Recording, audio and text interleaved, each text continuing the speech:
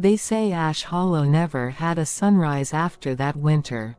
The air froze in place, and the shadows got too comfortable.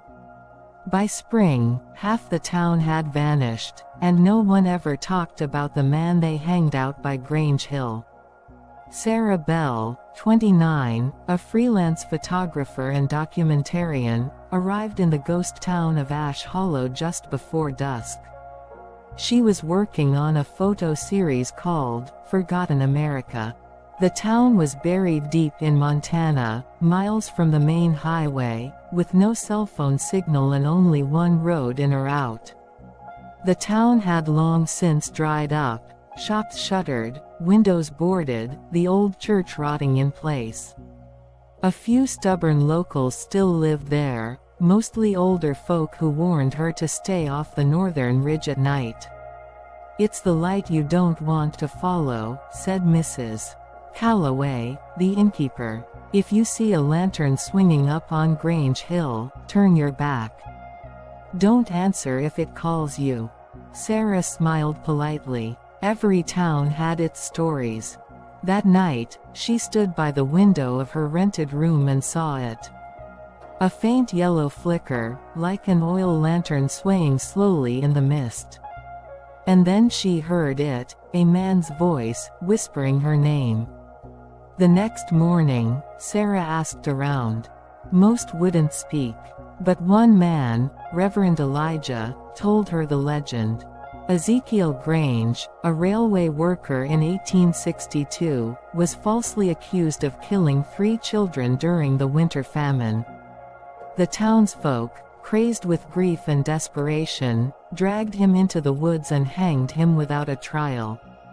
Before he died, Ezekiel cursed the town. "You starve in your sins. My lantern will light your shame until you burn with it." After that, people started disappearing. They said his ghost still walked, swinging a lantern, whispering secrets he was never allowed to tell. The light lured you in, and if you followed, you joined the hollow. Sarah thought it was all small-town myth until she looked through her camera photos from the night before. In one frame, far off behind a tree, a figure. Tall, black coat, a wide-brimmed hat, holding a glowing lantern. But Sarah had been alone. She returned to the ridge that evening, this time with her camera, tripod, and flashlight. As night fell, fog rolled in like a living thing. The trees grew closer. The air turned colder. Then, the light again. It wasn't a flashlight. It was an old-style lantern, moving rhythmically, almost hypnotically. Against all reason, Sarah followed it. She walked for what felt like an hour, though her watch said 10 minutes. Then she saw it. Ash Hollow, but not the one she knew. The town stood whole, as if untouched by time, gas lamps burning, horses tied at posts, people walking, but they didn't look right.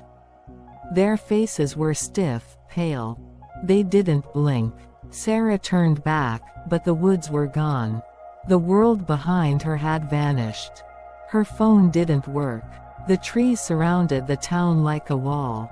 She entered the old general store.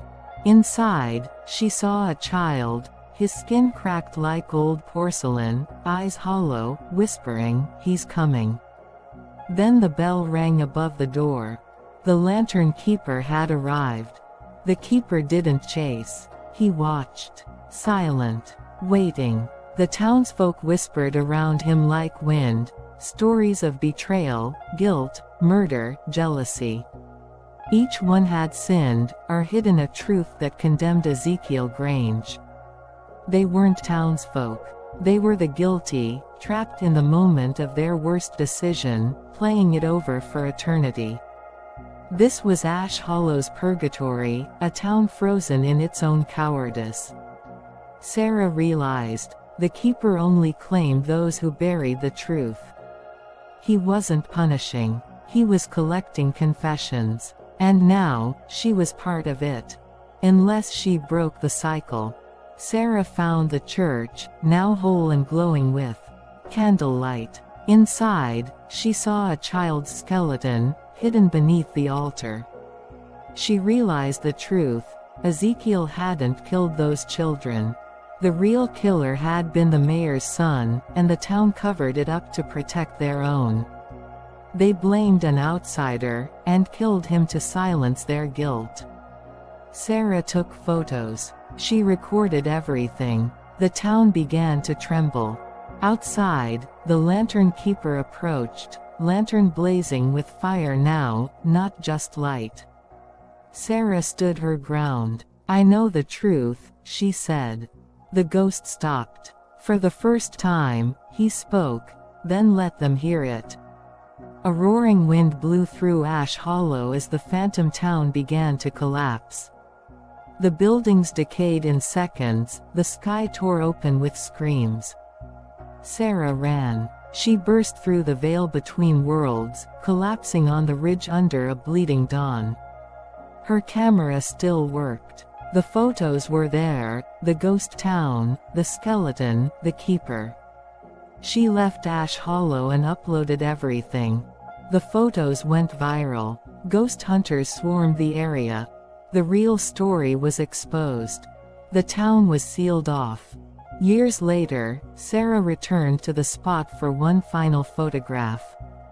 As she packed up to leave, she saw a faint glow through the trees. The lantern. It flickered once, then went out. The end.